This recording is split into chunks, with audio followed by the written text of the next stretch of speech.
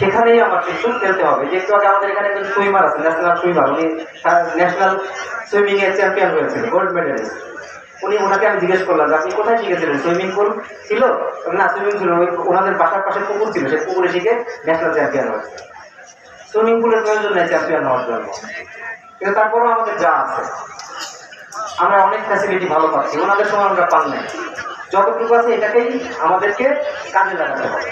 আমার ছোট্ট মাঠ আছে, সেই মাঠেই খেলে কিন্তু আমাকে বড় প্লেয়ার হতে হবে, সেই মানসিকতা আমাদের থাকতে হবে। আমি আর বক্তব্য বাড়াচ্ছি না, নতুন ভিটামিন যথেষ্ট আর্ন হয়েছে, তাই না? এখন সবাই অপেক্ষা করছে কখন আমরা পুরস্কার পাবো।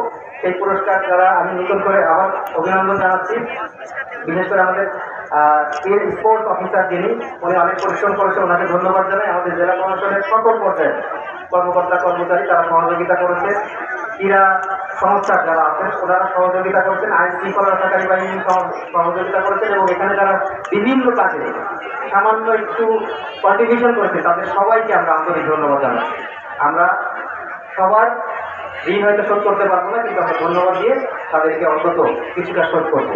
তো সবাইকে ধন্যবাদ, আপনারা সবাই ভালো থাকুন এবং অগ্রিম শুভেচ্ছা। ইনশাআল্লাহ আমাদের আরো স্পোর্টস হবে, আরো স্পোর্টস হবে। ধন্যবাদ। আরেকবার হয়ে যাও একবার একটু সরে বড় তো কাপটা দেখা যাচ্ছে না, কাপগুলো এক জায়গায় আসো।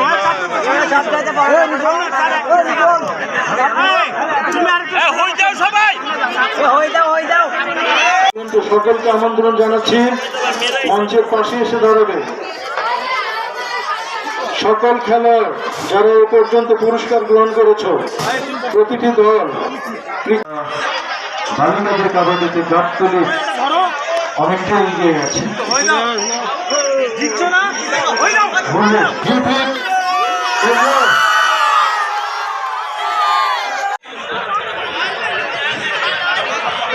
গাবতলী উপজেলার প্লাকারটি সামনে নিয়ে তোমরা একটু মন খারাপ নাকি? শিবগঞ্জ উপজেলা জেলা প্রশাসন এবং জেলা ক্রীড়া অফিসের আয়োজনে স্বপ্নের পথে বিজয়ের সাথে অত্যুত্তম অভিভাবক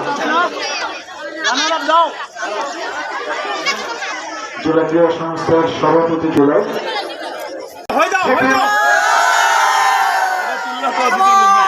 তুমি তুলো না,